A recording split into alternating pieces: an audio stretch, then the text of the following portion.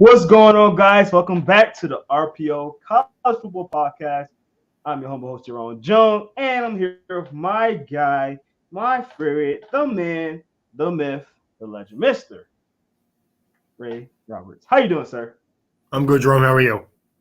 I'm doing great. I'm doing great. I am doing great because this has been a wild week and a half of just football. We had scouting combines, which we're going to talk about today. NFL just been going crazy with trades and things like that. Shout out to Air It Out Podcast. They was on right before us. So if you guys haven't watched that, you can go on our YouTube channel and go check that out. See all the craziness, all the wild stuff that's been going on. But we're gonna stick to all the combine stuff, man. Ray. Before we get started, how your week been? Busy, busy, busy. Yes, yes. I can attest to that. Man, it's been a busy week, been crazy, wow, a lot of news. So let's get into some of the combine stuff because, man, I like the combine. It's just, I mean, again, I don't take anything from the combine overly crazy, but I do like to see, like, man, I think this man might be faster than I think. Let's see. Oh, that guy's a little bit slower. Makes me think.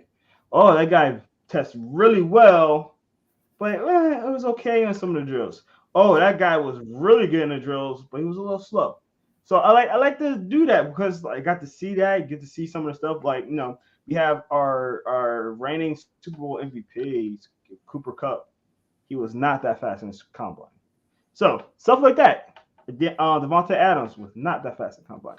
Hey, we can even talk about Jerry Rice if you want to. He was slow. So leading us to say we take this with a grain of salt. But Ray, you look like you have to say something, so go ahead. No, I mean, usually for me, the combine I use it as another vehicle in the evaluation of the process of the evaluation and to kind of reaffirm what I thought I saw during the season. And then if a guy looks faster than he timed, maybe I'll go back and check out his game film. Maybe if he ran faster than I thought he played, maybe I'll go back and check out what his film looks like. But for me, I'd rather have a guy who doesn't time particularly fast but plays fast than vice versa. If I have a guy who runs at blazing speed but doesn't play fast, then either there's something he's lost. It's either not getting here quickly enough, or he's just not the athlete maybe we thought he was. Yeah, agree. So we're gonna talk about it. We're gonna go position by position and kind of assess what we think. So if you guys are waiting for our top list, we will get back to that. We're gonna be on tight ends next week. But we wanted to talk about some combine stuff before we get back into the list because our list could be changing. So we're gonna talk about a little bit about our previous list, if anybody changed from just the combine, any movement from that, and did it shake anything for us. But before we do that, guys, thank you for being on. If you are on here live, we do appreciate that. We do have a live chat room, so please put your chat and any comments or anything you want to say, any questions, you want to talk about your team, you want to talk about the players, anything, definitely put it in here. We will talk about it with me and Ray. But let's get right into the main thing that we're talking about is the quarterbacks, man. We're always talking about quarterbacks review.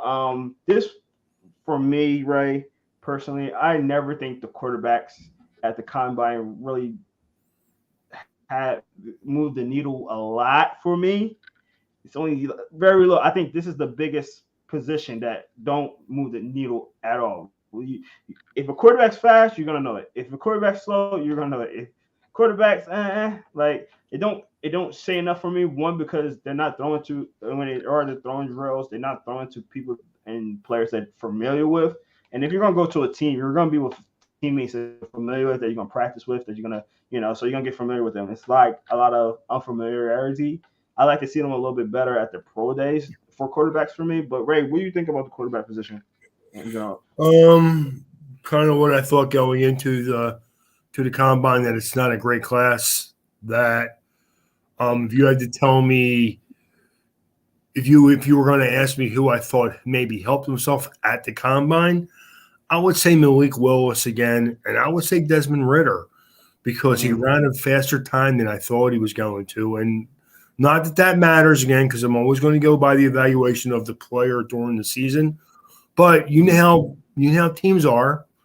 They're into a shiny toy. And when you see a guy with his size and he's 6'3", solid 210, and he runs a 4.5 40, then you're like, oh, well, that at least makes these teams pay attention. So exactly.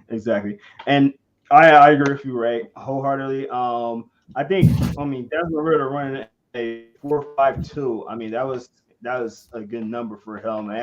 That's wide receiver numbers right there. So that's pretty cool, and that's that stuff like that kind of make you wonder. But at the same time, with me for quarterbacks, it's not about speed, obviously, unless you're like a uber athlete like a Michael Vick, like a Lamar Jackson, like a Kyler Murray. That matters to me because you have that ability. But somebody like Desmond Ritter is not in that kind of vein. Yes, he's a lot faster than we thought, but at the same time, it's not going to move him up and down my draft that much. So with that being said, Ray, anybody change or move a little bit in your list since the combine? Anything that you've seen? as far as quarterbacks or position Quarterbacks. Again, I think Malik Willis stood out because he's a good athlete and he showed good arm strength and some arm talent, which is more impressive. I think he should be the first quarterback taken in the draft. I don't know if he will because I know certain people like other quarterbacks. I like Carson Strong as a player. I think he's a big, strong kid, but a combine's not going to do anything for a guy like that. So, Yeah. I'll say, I had number one, I had Kenny Pickett. He was my number one guy. The only movement I'll have is I'm gonna pick Malik Willis ahead of him now. I still do wish Malik Willis would have ran, obviously, because he's that type of quarterback I literally just talked about that you would love to see his 40 time and see how fast he runs. It's not gonna matter too much because we know he is fast, but just curiosity, just something you want to see, But I'm gonna pick Malik Willis because he looked a lot more accurate than I anticipated. Obviously, I did see him in person at the Senior Bowl. I think he didn't get the opportunity to throw as much as he really probably wanted to. But it's just the consistency and accuracy. And each time I see him and I see that how accurate he is each and every time, it makes me want to pick him up a little bit higher. So I think he, like you said, right, he should be the first player on off the board in the draft. Excuse me. So I'm gonna stick with that as well, like you did. I'm gonna pick him, change him from 2 to 1 and Kenny Pickett down to 1. Not that I'm still not scared about the hands. I know a lot of people are, and a lot of people say, "Hey, got tiny hands." He still can throw the ball, man. He can throw the ball. So I'm not too worried about that, but I do like Malik's upside a little bit more at this point. And I'm sorry, Malik Willis. Did I say Malik more? Malik Willis. I do like him right there. Ray, you got anything to say about that though? No, I think Willis, to me, established that he probably should be the first quarterback taken. I still think that some teams may take Matt Corral over him, depending on what you want from the quarterback position. I would not take Kenny Pickett over either one of those guys. Not that he doesn't have some talent. He does. He's a fairly talented guy. I still like Pittsburgh maybe taking him at number 20. I think that's definitely a possibility. And not that the 8.5, so it wasn't 8.25, so it is a little bigger than we thought. It's not throwing the ball. It's possessing the ball, not fumbling. That would be a concern for me. But, I mean, again, I don't think any of these quarterbacks should be taken in the first round. I think Matt Corral and Malik Willis probably will, and Kenny Pickett has an outside shot at it too. So definitely agree. All right, Ray, let's get to our running backs. You had some good ones out there. We got some very surprising times, Ray, and I was impressed with this. Looking at some of these guys' 40s. I mean, Pierre Strong, obviously with the 4.37, Isaiah Paco 3.47, a couple of other guys under him. Who stood out to you in this combine, Ray? I think that Kenny Walker running a under a 4.4 flat was a 4.38. Yeah. Breece Hall again kind of established that they're the top two running backs in this draft and probably should be taken. I like Breece Hall more than Kenny Walker only because I think he is more of an upside, and I think that he can do more in the passing game than Kenny Walker can do. So I would take, like I said last when we evaluated running backs, I would take Breece Hall over Kenny Walker. But I think Kenny Walker running that 4.38 did nothing but help him. And I think that he should be the second running back taken off the board. And I'm going to go – I had Kyra Williams as my third running back, and I'm going to stick with that for now. But he did run a 4.65, which is slower than I expected. But again, I go back to the guy has great game film all year, pretty much was the only staple in Notre Dame's offense most of this season, really for the last 2 seasons. And his game film is really good. And in the passing game, he's a playmaker. The only difference I think coming with the 4.65, maybe teams will look at him more as just a third down back, especially right away. So, no, and I agree. Yeah, that was very disappointing in Kyra Williams. I think he might still run better at his pro day for whatever reason. Some people will run better at the pro day. I don't know why, but it's just surprising to me to see him run like that, being a guy that is so utilized in the passing game, and usually guys that utilize in the passing game the way he is usually run a little bit faster than that. So it was kind of surprising to me. Go ahead, Ray. I think you had to say something. It was. I think, again, his game film most of the last couple of years has been really good. Again, he's one of them guys that he ran a 4.65, but he plays faster than that.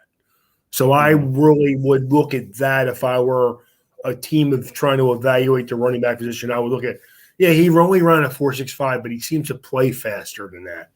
And, Jerry Rice ran a 4.7. And I've never seen anybody ever catch Jerry Rice from behind. So that's all I'm going to say. No, I hear you. But so I would say, man, Kenny Walker just running a 4.38. I think that was the most surprising to me. Breece Hall as well, actually. I didn't think he was going to run that fast with a 4.39, only it takes slower than Walker. Yeah. And that really surprised me. And the 40-inch vert for Breece Hall is what makes me think that, especially in the passing game, this kid could be a real playmaker. And I think he's head and shoulders above everyone else as far as the number one back in the draft. I do. So no, 100%. Yeah,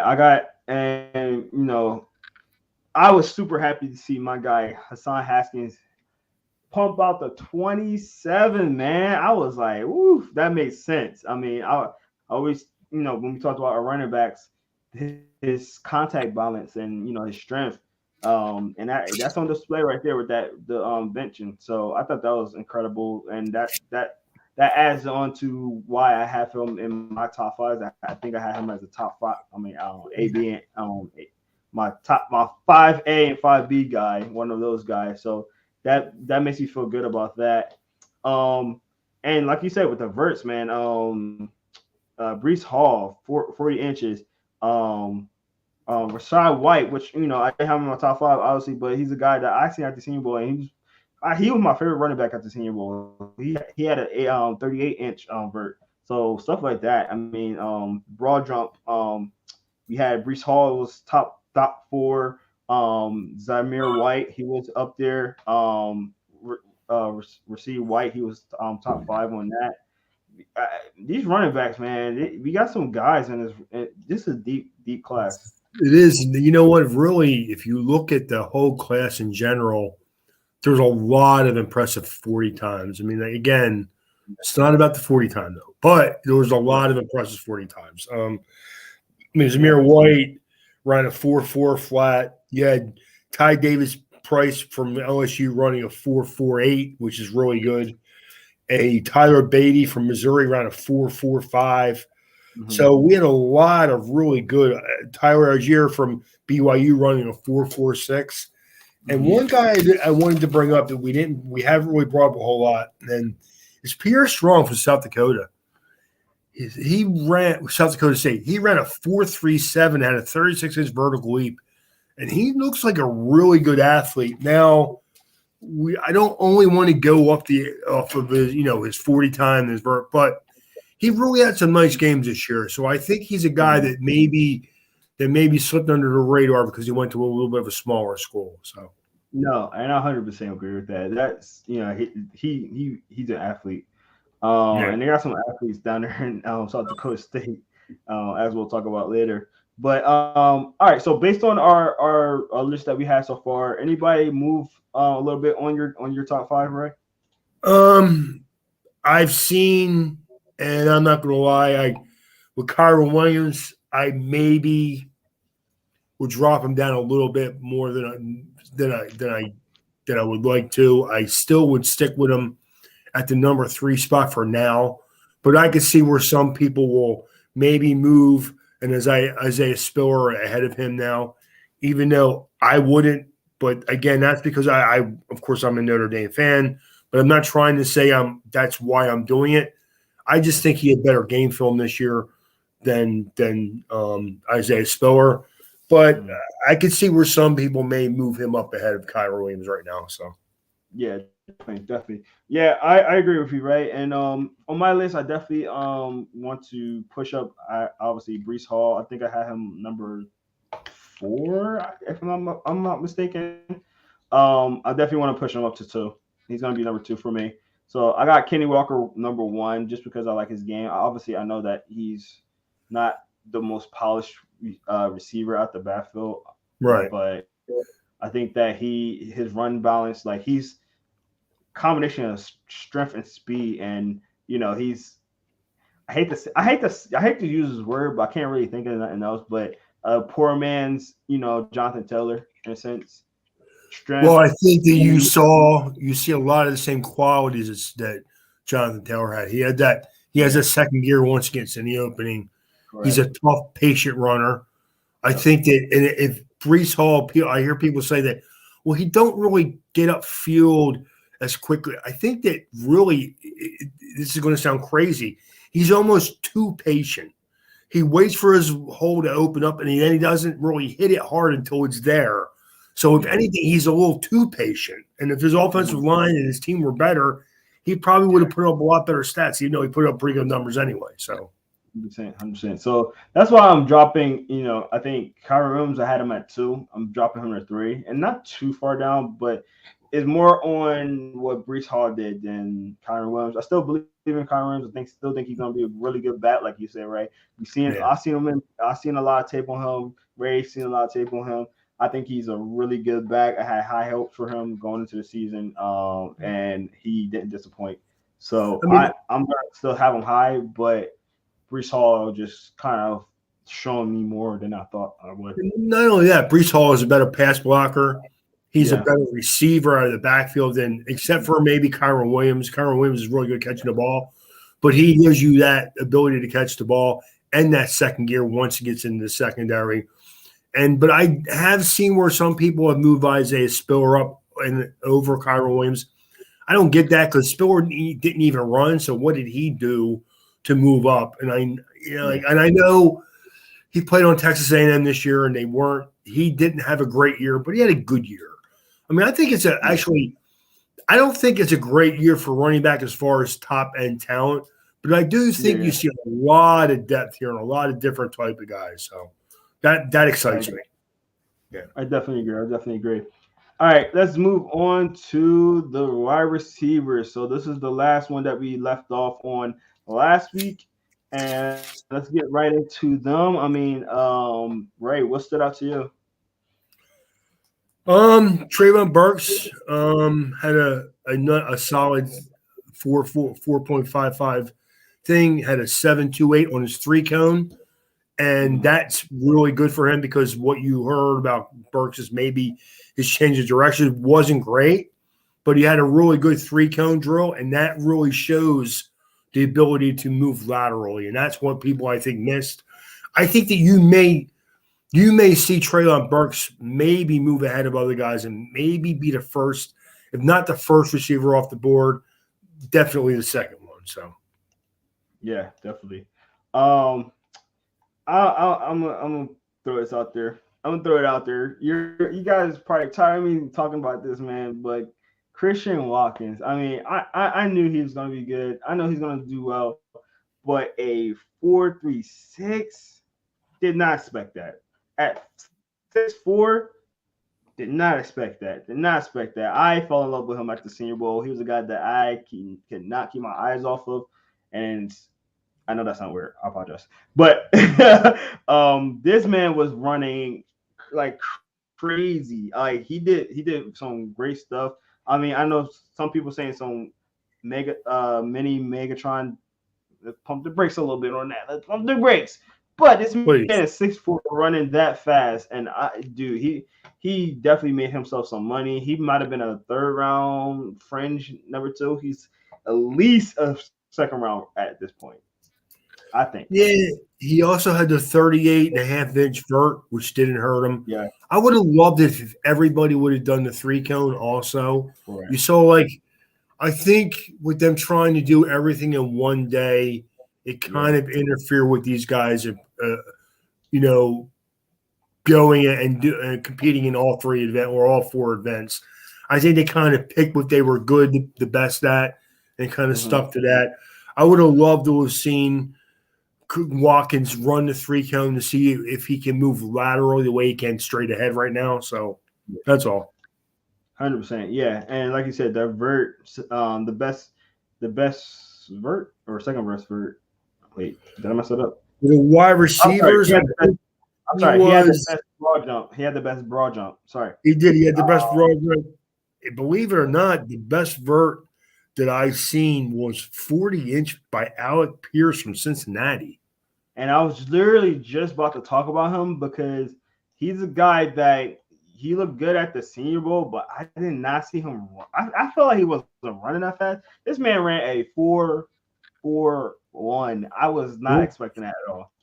With a 40.5 vertical leap, man, that's pretty impressive for a guy that's 6'3", 210, 215. That's pretty good, man. It really is. Really, that's really good, Ray. I'm gonna put that really in front of it. Like he looked very impressive to me at the Senior Bowl, but I did not see him being a fast receiver. I see him as a pedestrian receiver, caught everything. A 4.41.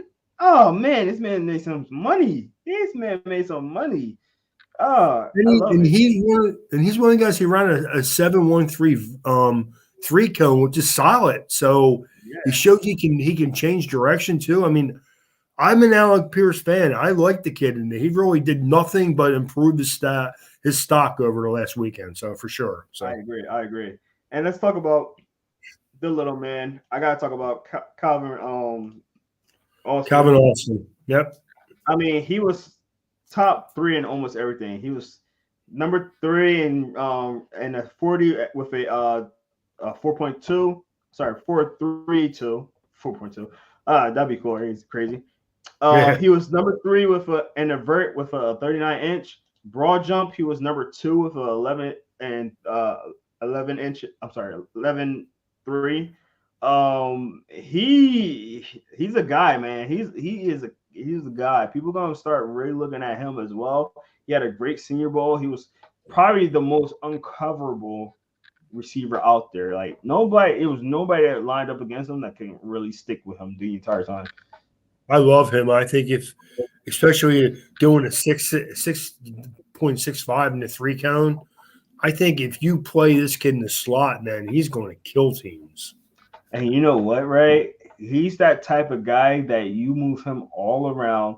And I think I said this in our review last week. You can move him all around, pin him anywhere you want, and just have fun with him. Just go out there like a lot of stuff that you're doing with Tyreek Hill in the beginning of his career. You can do the same thing with Calvin Ridley right there. I'm not Calvin Ridley. Oh, wrong name. Calvin Austin. Not really. Not really. He's not in good light right now. Man, he ain't playing football this year. He's going to look really good in the Miami Dolphins uniform, man. He really is. So, yeah. What's the guy named Lyndon Bolin? Yeah. Lyndon Bolin. Yeah. Maybe you could do some of the stuff that y'all was trying to do with him. Yeah. I just like Calvin Austin. I think the kid is going to be a playmaker, and he was 5'8", which some people didn't think he was even 5'7", so that didn't do anything to hurt him. Yeah, right. Like, right. 5'8", 170. That's pretty good. 4.32 speed, 39-inch vert. I mean, that kid's going to be a playmaker. I can't wait to see him play. I'm going to tell you this, Ray, and you're not going to like me saying this. I still have a hard time believing he's 5'8". I'm 6 foot. You know what, though? Small. He was really small. That's a measurement at the combine, though. I mean, if you can't believe that, what are you going to believe? No, you're right. No, you're right. That's the one place you got to stay true to. I mean, that's what those guys do. I mean, if that were in school, he's listed at 5'9", 5'9.5". So that wasn't right. But 5'8", I honestly feel like 5'6", maybe. If he'd have come out at like 5'6.5", I wouldn't have been surprised. But I would have been too. Maybe it's the fact that he doesn't stand upright a lot. When you see him, he's a good route runner. So good route runners don't stand up high. They keep their body down, and they keep their head down, and you don't know where they're going because they don't move their eyes or their head. That is how you are a good route runner. That's what Marvin Harrison did maybe better than almost anybody. You never knew where Harrison was going to go from down there because he never changed his head or his eye placement. He always kind of looked straight ahead and then would just run his route. I'm not going to say he's not Marvin Harrison, but as a slot player, man, he's really exciting, man. I think he's going to be really good, though. I do. Definitely. All right, Ray. Our wide receiver list. Anybody move up and down for you? Yeah, Alec Pierce. I thought his numbers were impressive. I thought going into it, he was a 3rd or a 4th round pick. I think he's going to be taken somewhere at the end of the 2nd round, though. I do. Yeah, I agree. Yeah, Kristen Watson. I forget exactly where I had him. I had him pretty high. He was definitely in my top 5, actually. And he's definitely in there. Like, if anybody was, mistaken me or, joking me for that, you might want to reconsider that. He's in my top 5 still. I'm sorry, I don't have my list on me right now, but I do know I had him in my top 5, and I would definitely keep him up. For me, Ray, you're gonna laugh at me for this, but the Ohio State guys, I will put them a little bit higher. And again, it might be just me being biased for being a Michigan fan, and I didn't have Wilson on there, but these guys ran really, really well, and I was not. I mean, Chris Olavey, I knew he was going to be fast. I just knew he was going to be fast. But Wilson, I didn't like. They're neck and neck, 4.38, 4.39. I mean, they look really. And not only that, they look really well, really good in their drills as well. Maybe I might need watch a little bit more film. I hate watching Ohio State, but I might have to watch a little bit more film on these guys. But I definitely have both of them in my top 5. I don't know where I would squeeze them at. I know I had Olavey. I didn't have Wilson, and that was definitely my mistake on that one. So I'll definitely take that back. In my top 5. I actually had Garrett Wilson number 1. I would keep him right at number 1. He did nothing to hurt that where I had him. I think he's a guy that can hurt you at all 3 levels. I think he can do a lot of things for you. I think he's a football player. I like Chris Olave. I had him number 3. I would not. What I would do now is I would put Burks ahead of Olave and have him 3rd now, and move Olave down to 4. And I still will keep Drake London at number 5 because I think he's going to be a very good possession guy. But the fact that he didn't run kind of annoyed me, to be honest with you. Yeah, I mean, the thing is, like, and I said this in my list as well, my top 5, is that I had 3 guys in my top 5 that were injured and also did not run at the combine. So it's kind of hard to knock them out of my top five because it's kind of a mulligan. But at the same time, it's like I have to put Wilson in there somehow. I mean, I'm sorry, I hate to say it. It just Right. annoys me to say it, but Well, I have to put him in my top five. He definitely ran really, really fast, and he looked really he, well. He was very he fluent. Both of them did. were. He did in the fact that you know that he's going to be a decent route runner because as much as we don't like Ohio State, they're coached well. They're Yeah, well, they're very productive. yeah. Um, and like I said earlier, I like Drake London still. I would keep him at number 5 where I had him. I think he's going to be a nice possession guy, a point of the a type of a guy. I think he's going to be really good doing that. I didn't expect his speed to be that great anyway, but I think if he'd have come in low 4.5s, maybe Mhm. 4.49, something like that, he's probably going to be closer to 4.6, and that's probably why he didn't run. Definitely, definitely. All right, Ray, let's get to the tight end list now. We didn't do our top five on this one, so I'm not going to give you analysis of how our top five was. We didn't have a top five, but we will talk about what we thought about them. We're not going to rank them at this point, but we're just going to talk about who impressed, who surprised us, kind of things like that. So, Ray, I'm going to start with you. Obviously, who surprised you with the tight ends at the combine? I'll be honest with you, Jerome. No one, because they didn't do a whole lot, the tight ends. I really didn't have any of them that really stood out to me. I didn't really see anything that changed anything about what my evaluation was. Yeah. Really interesting. I mean, obviously, I'm going to point out one of the things. Obviously, is Isaiah Likely from Coastal Carolina. I got the privilege of personally interviewing him. So if you haven't seen that, watch that on our YouTube channel, Inside the Hashes. And on that interview, I did a little Madden rating. Ray, I know you're not a Madden player, but you know, Madden, you got your ratings. When the players go in there, they got their ratings, and it's a big deal every year because Madden always messes up somehow. So, I asked him, hey, if you was in Madden, what would be your ratings on certain things? And jumping, he said 99, and he did very well on jumping. Um, and Ray, if you don't know, Madden, the highest rating you can get is a 99. He put himself at a 99, and he got a 36-inch vert in this one. So I was very happy that he did that, and the fact that he had conviction that he was going to be jumping really well. That was great for me. But a guy that surprised me in this class, Ray, Daniel Bellinger. I actually mock draft him to the Eagles late in I think the 5th or 6th round. And I did like he was solid all around. 4.63 sorry, not bench. 4.63 dash 40-yard dash, 22 reps, and the benching, which was only second, tied for second.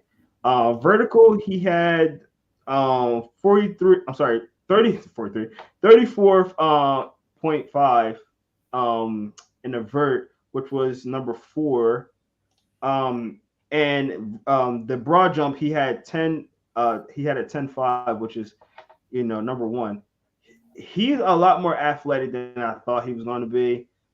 He was at the Senior Bowl. He didn't get to show off himself as much, but I think he did really well for himself at the combine. And it's a guy that I'm intrigued to look at. I don't think he's going to shoot up the draft boards, but he's still a solid guy, solid tight end that you can get in there. It's a good draft. We've been talking about the depth at tight end as well. I think this is a guy that you might be like, hey, I will love him as a number 2 tight end, and I said this, mock him to the Eagles. I think I mocked him, like I said, either 5 or 6. I don't think the Eagles got a 7th round pick. The Eagles grabbing him, I would love to pair him with a blanking on his name. Oh my god, Dallas Goedert. Goddard. Yeah, I would love, and I think that would be great. Ray, what's yours? What can you say about him? I like a bunch of these tight ends. I just didn't like some of the guys I would have liked to have seen run, like a Cade Otton from Washington or Trey McBride. They didn't. I would have liked to have seen Greg Dulcich do a little bit more, but they didn't. Like the tight end was the one position that really nothing that happened really changed my opinion. I like Dulcich. He actually competed. He ran a 4.69, which is solid. He had 34-inch vertical leap. 3 cone was 7.05. I mean, it's probably one of the better ones of the guys that did compete. I was a Dulcich fan before it. I still am. I just don't. Again, I didn't see anything athletically out of the tight ends that I didn't expect. That was the one position where I felt the same way going into the combine as I did coming out of it. So, no, I agree. One other guy I want to point out is Connor Hayward. Another guy that we interviewed. Actually, used to live not too far away from where I'm at in Georgia. He ran a 4.72 as a H-back. I think that was impressive, right? I mean, he used to play running back. He used to play. He was a tight end. Then he played H-back. He's a very versatile piece, and he kind of. I think we said this before. He reminds me of a Huschek in a sense, and he ran faster than I thought he would. Anything you want to kind of add to his what? I think his 40 was a 4.72. It's solid. Vert was not. It was a 32.5, which is solid. But he's only 5'11", 230, 235. I mean, yeah, I could see him playing some H-back, maybe a little like a fullback type guy who could do some things in the passing game too.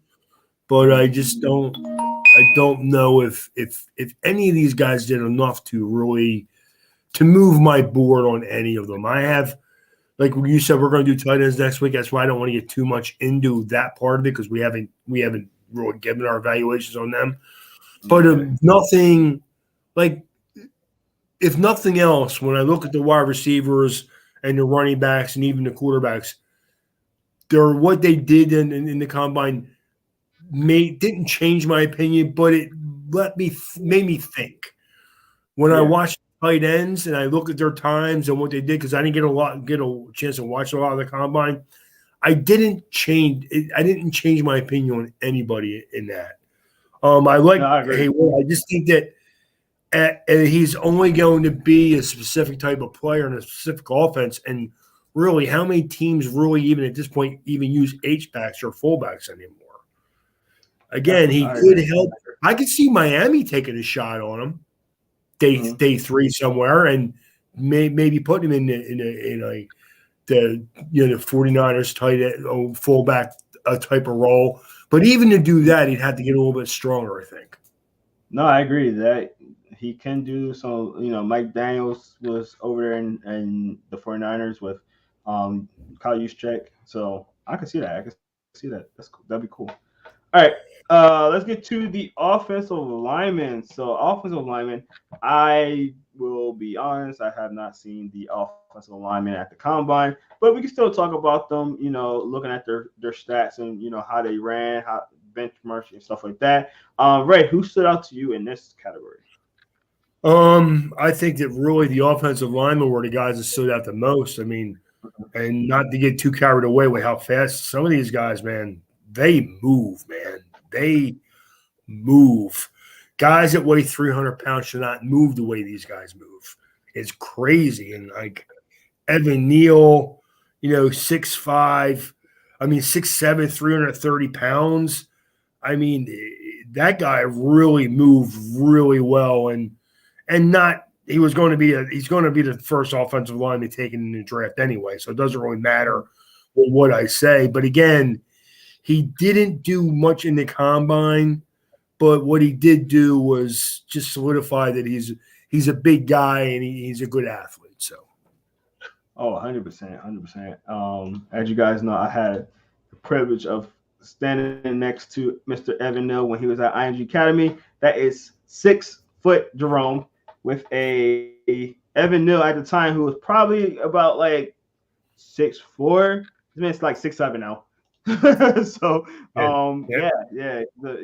he's a big guy. He should not be running that way. Honestly, Another guy with that's big that should not be running that way is Trevor Pinion. But go ahead, Ray. What was you about to say? when I look at offensive linemen, really I worry about 3-cone drill because that shows change of direction. And honestly, how long their arms are. Yeah. That really is the number one thing. I mean, like, if I have an offensive lineman who's long, then I know that he's going to probably do a better job in pass protecting. If I have a guy who has a good 3-cone drill, it means I can get him out there and let him get into space and let him block downfield for me. I mean, but I didn't see anything, again, with those positions. I kind of have that position mapped out in our analysis too. So I didn't really change my opinion on them. The one thing I did notice is that, what's his name? I like Bernard Ramheim, the Central Michigan tackle, but honestly, 32-inch arms, I probably would think I would have to move him inside right now and let him play guard. So, No, definitely. He had that 33.5 inches in the vert. That was big. That was good. Yeah, that's really nice right there. I know a lot of people. But Iquanu, who is a good football player from NC State, he had 34-inch arms, but I really at some point I thought, well, maybe he should be playing guard too. But the fact that he has 34-inch arms makes me feel a little better about it, because if he did at 6'4", 310, with the way with as big as he is, if his arms would have been shorter than 33, 34, then I would have seriously thought about probably moving him inside also. Definitely. No, I agree. Yeah, and he ran fast. I mean, 4.93. These guys are too big to be running like that. 300 pounds, man. That's crazy, scary, man. That and a 7'8" 7'8" for a 3-cone for a guy that big. It's good stuff. It really is. 100%. Yeah. And I know a lot of people were talking about Chris Paul, the guard from Tulsa, ran a 4.89. And I know a lot of people have been kind of moving him up the board. I would be cautious of doing that because I heard he was like a 4th round. I'm hearing people might say he's a late 1st. Pump the brakes on that stuff a little bit. Running somebody up that high off there after a 40-yard dash on a lineman, I'll be careful. Yeah. But you know what's funny? I just want to say, like, it's fun to do all this analysis and to analyze all these players. It's also interesting. It's also frustrating. But, before we had all this, like, where you could get game film and everything, like, I'm talking back in the Stone Ages, like the 80s. Like, how I would use this, because, like, I would go into the season and I would check where the guys were rated then, what round people thought they were going to go in, and so on and so on. And then you would have guys moving up, like you said, a guy that was projected to be like a 3rd or 4th round talent. Now they're in the 1st round. I would never do that.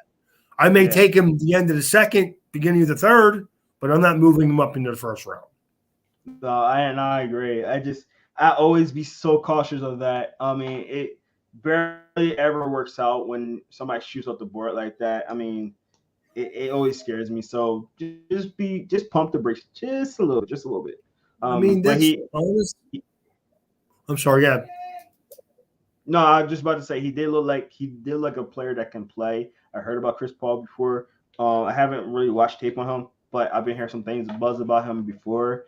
And maybe that's why he jumps so far in a lot of my drafts, because again, he did have a little buzz before the combine, and then once you have a little buzz, and then he does well. Everybody's like, "See, I told you."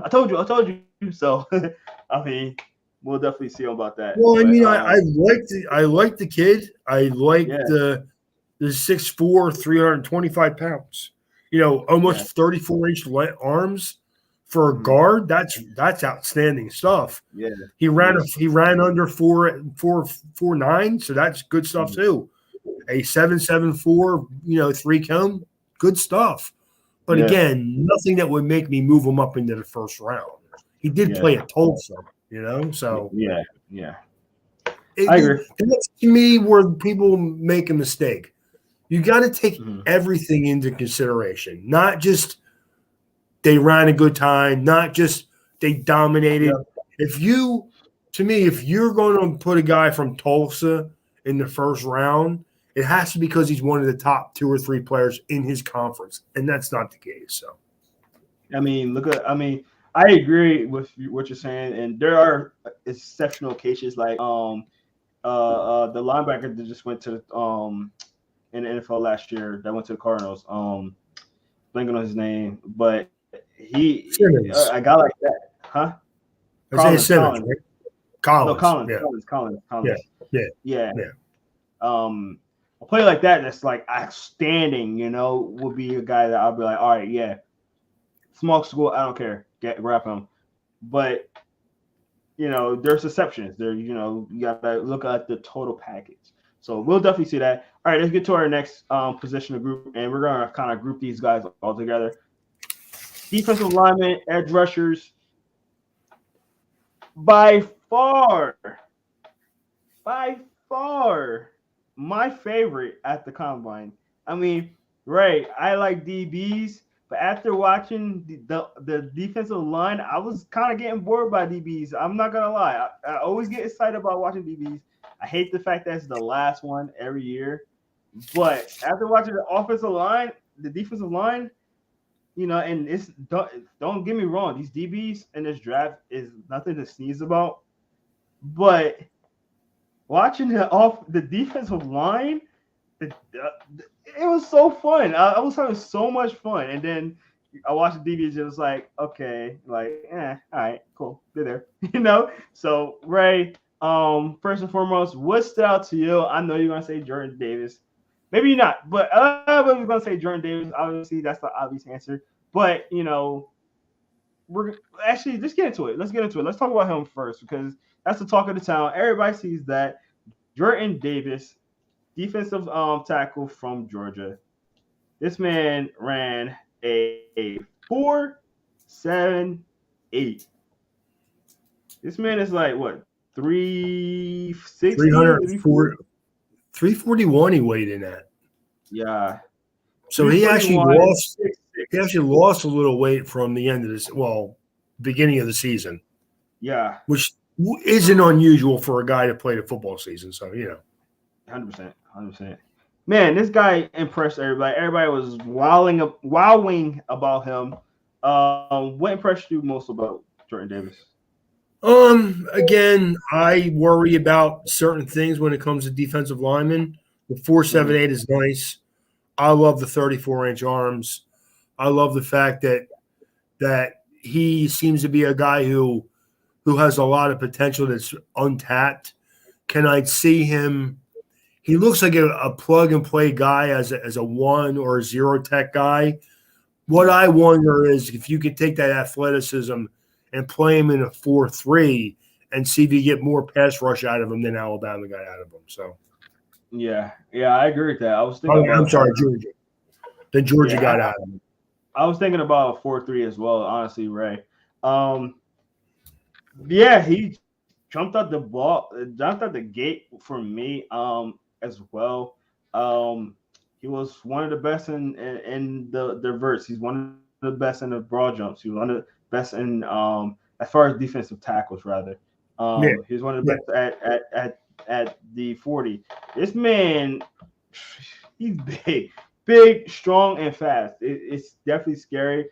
The only thing that bothered me about it was like all Eagles fans was like, "We gotta get him now. We gotta get him." Like, please don't do that. Please don't do that. I get it, but are we just gonna keep recycling defensive tackles? As my opinion, you're gonna do that. Trade Fletcher Cox. That's just what I'm thinking. But go ahead, I would have traded Fletcher Cox last year if I were you guys, but that's just me. Mm-hmm. I would have. I thought like last year. Of course, I didn't think the Eagles were going to make the playoffs either. Yeah. So I would have like I told you last year, I would have gotten rid of anybody I could got some draft capital from, and I would have moved on from all of them guys last year. But I do understand that Fletcher Cox is a player who's been really good for the Eagles, and he was on their Super Bowl team, so they maybe value him a little bit more. Like, again, I thought the Eagles were like a 7 or 8 win team last year, and if I could have gotten anything for Fletcher Cox and got rid of that contract, I would have done it. That's all. Yeah. No, I agree. I agree with that. I think what Jordan Davis did is he solidified that he's a top 20 player and he'll be drafted in the top 20. I'm thinking earlier than that, Ray. People are raving about this guy now. Again, if he were a guy who accumulated 6 to 8 sacks, I'd agree with you 100%, but he's not. Right now, he's a good 2-gap space eater, and he's really, really good at it. And he's a good athlete, and he may be even a better athlete than you think. But until you see him do it on the field, it's still just athleticism. It's not production. No, I agree, Ray. And I agree with you with that. And, for me, I think it's like all the things that you said too, but like also, can he keep that weight down? I'm worried about that. Correct. I mean, he has it done now because he's out there training. He worked out for the combine, so he's working hard. Can he keep that down? That's the thing. I mean, I think that if you look at the times that these guys ran, that was very impressive. Aiden Hutchinson running a 4.74 at his size and his length was really impressive. A 6.73 3 cone. I think Thibodeau running a 4.58 at 255 pounds is impressive. I think Ojabo running a 4.55, 35-inch vert. These guys were impressive athletically. Again, but when you're looking at Thibodeau, Hutchinson, and Ojabo, they had the production where you could say, well, they're not only good athletes, their production was there. Definitely. So, I mean, again, Jermaine Johnson running a 4.58 at 250 pounds. Karafis running a 4.53 at 265 pounds. Boyd Mafe running a 4.53 with a 38-inch vertical at 260 pounds. Nick Bonito running a 4.54 with a 35.5-inch vertical leap and a 7.3 in his 3 cone. That is impressive stuff. It really is. So definitely. Right. Who impressed you the most as far as edge and defensive lineman? Edge, Thibodeau, and only because I saw lateral movement. I think the kid is going to be a special pass rusher. Ojabo, I thought, really helped himself. I really did. I thought he had a really good combine. I think he did a good job. And the 33.5-inch arm length, where that is the one knock I have on Hutchinson. Hutchinson, I think, is going to be a really good player. But what I think he's going to be is a good, strong side defensive end with a guy you can move inside and get good pass rush from underneath, which is a valuable player. But I don't think that he has the arm length to be as good and run downs as Thibodeau and Ojabo. I don't. So, see, Ray, that's where we disagree because I think he was the most productive against the run in college. I mean, it's college. I get that.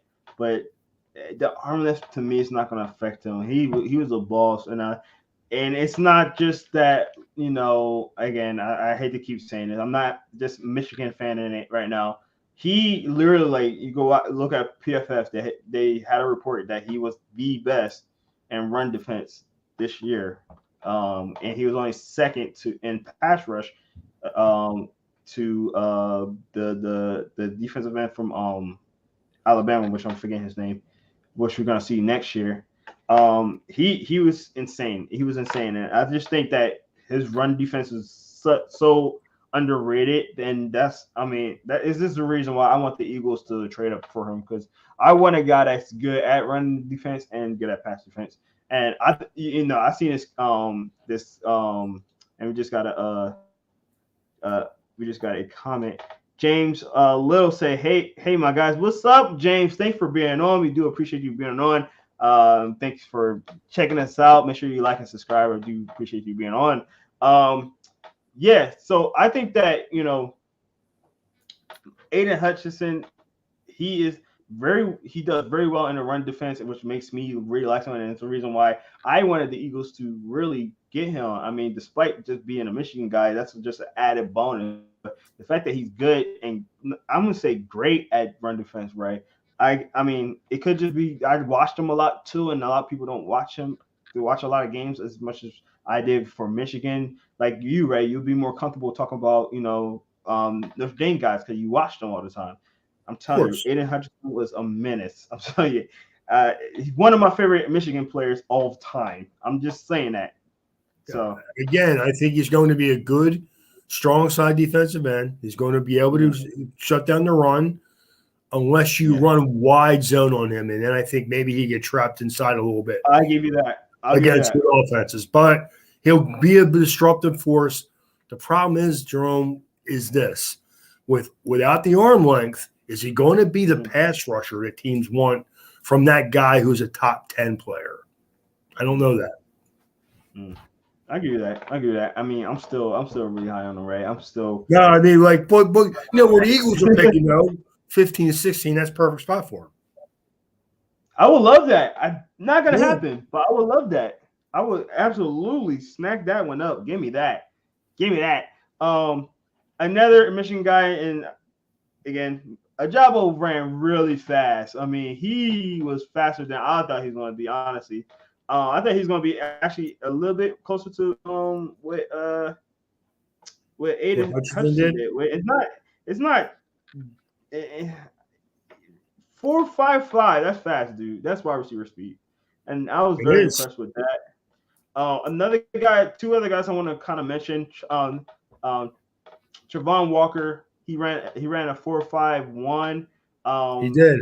Tremendous speed for him. I think people might start looking at him as an edge rusher, and possibly can use him in the 3-4 as well. I love Travon Walker, and what I liked more than the 4.51, which is impressive, is the 6'8", 3 cone and the 35.5-inch arms, man. That is impressive stuff right there. Exactly why I would strongly consider him as an outside linebacker in a 3-4, man. I think that in certain situations he could be that guy, but I think again with the cone, 3 cone, he showed that he can move laterally. I think that if you want him to be that guy, though, he may need to lose a little weight and get closer to 260 than 270. That's all. I agree with that. And then one guy I want to mention because we interviewed him. I see him. I was like, this man is a menace on that defense. He has some off the field issues, but he came to the combine and absolutely shown that, hey, I'm a guy, and I don't get too wrapped into 40s, but running a 4.46 Sam Williams from Mississippi, man, people are gonna have to start looking at him. And again, he had off the field issues. After he interviewed him, he seemed like a really nice guy. Still, he regretted having some of those issues, but he getting himself taken care of. He has a kid now, so he's maturing, and I like to give guys second chances. I think he definitely deserves it, and he showed that he's been working his tail off for this NFL. So shout out to Sam Williams. Ray, before the combine, have you ever heard of Sam Williams? No. Yeah, he was actually a late add to the Senior Bowl. He wasn't able to do much at the Senior Bowl, but as soon as I seen that Jim Nagy had him on his radar and he put him at the Senior Bowl, told me a lot about him because again, a lot of people really written him off. But he had a great year at Mississippi, and a guy that again had trouble outside of football. But I'm really rooting for this guy. He's my story of the draft. A guy that I'm really rooting for. Second chances will happen, and I'm really hoping that he gets a second chance. So watch out for this guy. He's fast. He's a really good pass rusher. He might be a situational pass rusher, but I like the guy. Great guy, and wish him all the best. All right, let's get to our next position, and that will be linebackers. Ray, linebackers showed up also. Let's get right into them. Who impressed you at that position? I like Damian Clark from LSU. He ran a 4.57, had a 36.5 vert. Did a 7.12 in his 3-cone. A little over 6'2", 240 pounds, 33-inch arms. I like Damon Clark. I like him a little more now because I think that he's a guy who can actually put on. He doesn't look like he weighs 240 pounds. I think he's a guy that can put on more weight, and you could probably play him either as a Sam or a Will linebacker. I think he's a good football player. I agree. Yeah, man. Some couple of guys that stood out to me. One being obviously the fastest one that was there, Troy Anderson, a guy that was at the Senior Bowl. He had some good plays at the Senior Bowl. Didn't look into him much. Obviously, he's from Montana State, but he did flash a little bit to me at the Senior Bowl, and I guess that's why, because he's super fast. Jim Nagy said it too. He was like, dude, he's going to be the fastest linebacker. And he was literally the fastest linebacker at the combine. So I think he's a guy that, I might want to look a little bit more into. He's a very small school and held his own at the Senior Bowl. So, usually some of those small school guys that you don't really know about and, you kind of overlook them at the Senior Bowl or any kind of event like that. But, if they show athleticism like that, it makes you want to kind of go back and watch, like, maybe I need to watch this guy a little bit more. I haven't seen any. Before the Senior Bowl, I had no idea about him, to be honest. So he ran fast and he looked solid at the Senior Bowl. I kind of intrigued how my perception of him will be if I kind of look at the Senior Bowl again and watch more tape and stuff like that. Yeah, I just wished it again. I wish all these guys would have run the 3-cone. Because as a linebacker, how you move laterally is way more important than how you go forward. So, 100%. Yeah, definitely. I got Muma, 27 reps at the bench. So, I like him a lot. He's a guy that, I've been kind of keep an eye on. Again, another Senior Bowl guy. My guy, Devon Lloyd, I'm going to just point this out, right? Still my favorite guy, one of my favorite prospects in this draft. A guy that I really still hope the Eagles get in the first round. What was that?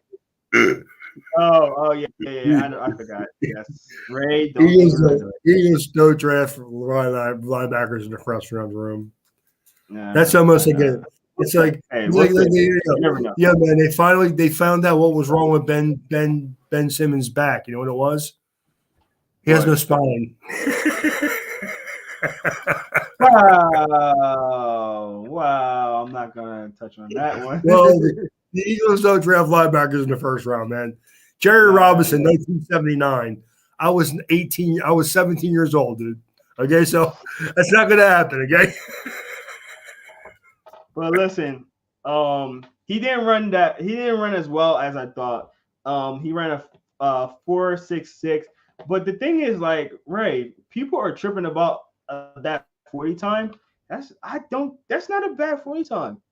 And he's very good, Ray. And people was like, Devon Lloyd, he's gonna be out of my first round now. I'm like, stop it. Watch his tape. Good. This man, go ahead. Good. You can do that. Go ahead. Yeah, you do that. Please. Serious. Please. I need linebackers, serious. Please. No, serious. Please. Right. No, seriously, please. Again, I wish I would have rather linebackers ran the 3-cone and didn't run the 40. Yeah. I would have rather that. No, seriously. Because to me, how they move laterally is way more important than how they run straight ahead. I mean, how many linebackers are going to run 40 yards? If they got to run 40 yards, man, my defensive line's really, really bad. I'm in trouble. No, seriously. Yeah. You have problems. Seriously, yes. You have problems. No, Ray, I so agree with you. I really, really hope that people start sleeping on him now because that is not a bad 40 time at all. And people was like, Devon Lloyd could be faster than that. Oh, this isn't that. I'm like, man. Don't know. Here's the thing. If you're telling me that Devon Lloyd is going to be a Mike linebacker and that's really what he is, That's great. If you thought he was going to be a good pass rusher, then you were mistaken. The kid is a sideline to sideline linebacker. But, that's what he Ray, does. That's the thing. Them guys don't have to run straight ahead. But Ray, that's the thing too. He was good at blitzing. Right, exactly. Yes, exactly. That's the thing, though. He was great. Honestly, He really good at you know what I did? I looked it up because I heard that too, and I looked at Jerome Baker for Miami. Ran a 4.71, dude. They're very similar players. Now, I don't know if Devon Lloyd should play outside because that's what Jerome Baker is really good at. He's really good. He's a really good pass rusher, rushing through the A and B gaps. That's what he's really good at. Now, I think Devon Lloyd could do that. I do. I think that, again, that's why I would rather most linebackers run the 3 cone and not worry about running the 40. Because I don't need my linebackers to run 40 yards. I need them to run 5 or 10 yards very quickly like that. And that's really what's important. Yeah, I agree. I 100% agree. And the fact that I'm hearing Christian Harris should be drafting for him, I'm like, guys, what are y'all doing, man? I'm sorry. You guys sleep on Devon Lloyd. I am okay with that because as long as y'all sleep on him, my Eagles can get him. And if we can get him even in the second round, I don't care where we get him. I want myself some Devon Lloyd. I don't care. So, man. I'm not going to sit here and bang on Kristen Harris. But if you think Kristen Harris is as good as a linebacker as Devon Lloyd, you probably should be watching soccer. Okay. Oh man, that's funny. That's not a criticism, Jacob. Okay, that's just an opinion. That's all. Ray, you knew exactly what I'm talking about. That's yes. So funny. You knew exactly what I'm talking about. That's too funny. That is too funny. But man, again, I don't want to krill Kristen Harris, but Kristen Harris is that guy that he better run fast because he will be running backwards because he's not a good tackler right now. Okay, so yeah, I agree. Ray. Where Devon Lloyd doesn't miss tackles. No, he doesn't. He doesn't. So my two favorite linebackers did the best at the reps on bench rush, and that's what I care about. Strong guys that's going to be able to get off of blocks and get in the backfield, make plays, stop the run. Yep. Get to the quarterback if you have to or you can. That's all that matters with linebackers. I don't need linebackers that run particularly fast. I need guys that run smart and get to the ball. Okay. Yeah, and Ray, if and I'm gonna say this to all our viewers that might be still worried about the speed, Ray, guys, put the tape on. This man had so many interceptions. I think he had like 4 or 5 interceptions this year as a linebacker. And if you worried about him being in the passing game, don't stop it. Don't because he's nice. I don't understand like 40 time with a linebacker. Why does it even matter? Zach Thomas running like a 4.9 or a 5 flat. But watch Zach Thomas get from point A to point B quicker than anybody else on the field. That's what matters. Yep. I agree, Ray. I agree. So let's get off of linebackers because I can go on a tangent about Devon Lloyd all day if I need to. But let's get to the DBs. Right. DBs, man, who stood out to you in this one? Again, like I said earlier, this is not a position that it's a good position, but like I said, the defensive end kind of took away from them. But go ahead, Ray. I'll let you talk. You want to do safeties and corners together, or one then the other? Yeah. Let's do it together. Let's do all together. All right. Well, Jacqueline Brisker from Penn State had a really nice 4.49 time. That was impressive. Dax Hill, your guy from Michigan, ran a really 30, almost a 30, a little over 35 vertical leap. I mean, he was really good. Lewis Kine from Georgia ran a 4.37, and there's a kid who's a playmaker and probably absolutely improved his stock during the combine, without a doubt. Other guys, Nick Cross from Maryland ran a 4.34 with a 37-inch vert. I mean, a lot of impressive guys here, man. It was really crazy. Turner Yell, I'm not Darren Turner Yell from Oklahoma, who ran a 4.47. I mean, really, really nice stuff from the safety position. Corners, everybody ran fast, didn't they? I think every corner ran fast.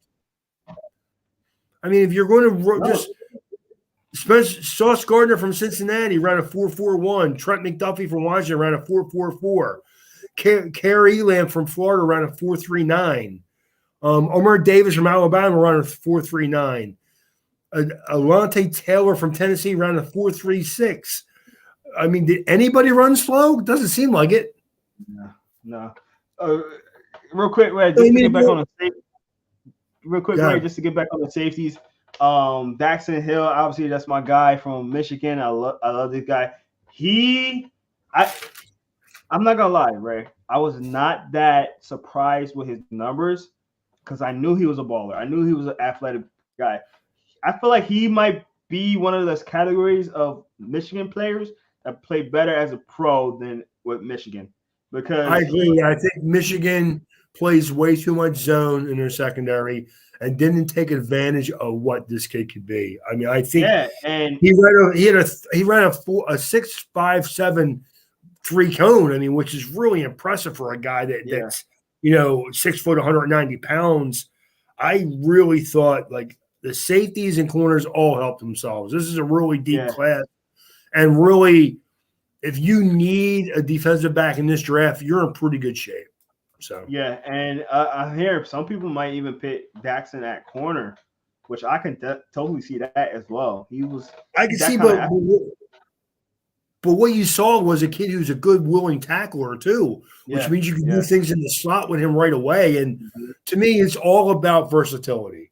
When you play in the secondary, if you can come up and tackle, drop back in coverage, do a little both, be willing to play special teams, that is really where you're going to be a valuable player to the NFL team. So 100%. Another guy I want to point out, Tariq Woolen. This man is 6'4". I got to talk to him at the Senior Bowl. Got an interview with him at the Senior Bowl. 6'4", running a 4.26, second fastest time at the combine. Man, what the heck? Like, what are you putting in this food of these kids? Like, we 6'4" guys running like sub 440s now. Like, it's insane. But I guess it's how we're getting bigger, faster, man. It's insane. And he's not light either. He's 205, right? Looking at him as corner, it kind of, I don't know. I don't know how he is with tackling. So don't quote me on this, but I feel like I would like to see if I can put him at safety. Dude, he's fast and he's tall. Like, he could jump too. Like, dude, like it just makes me like 42-inch vert. I mean, it's an impressive group of guys. It really is, man. 4.26, 42-inch vert. I mean, again, an impressive athlete from a smaller school. I mean, you might have to check the game film and see what because sometimes these guys who go to smaller schools is because maybe they didn't develop as quick as they should have in high school, but once they get into college, then they're hitting the ground running. I mean, I think again, if you need a corner in this class, you're in pretty good shape, and I see a lot of depth all through like maybe the first 4 rounds, really. I agree. Another thing you need to remember, guys, with these kids coming from high school to college, they're still growing. He could have been like 5'10" at high school and got up to 4'6".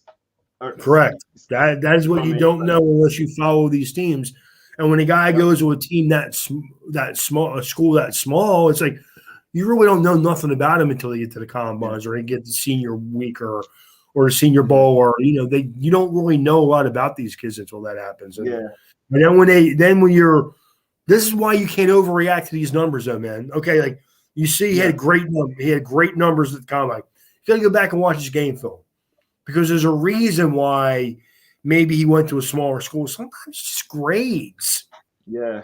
They didn't take football seriously enough when they were in high school because they thought, oh, I'm the best player on the team and I don't have to worry about this.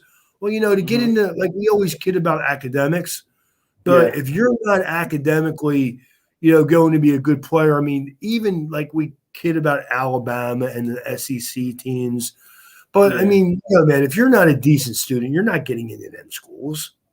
You know? So, No, I agree, right? And yeah, it's. I mean, even without even saying all that, right? It's still like there's so many players and there's so many schools and there's so many people evaluating. Like you're gonna have players or people that just slip through the cracks sometimes. It just the nature of it, you know. Absolutely. Some people, so many kids in high school, so many high schools, so many kids, and you got to evaluate all those kids, you know. So again, and you know what?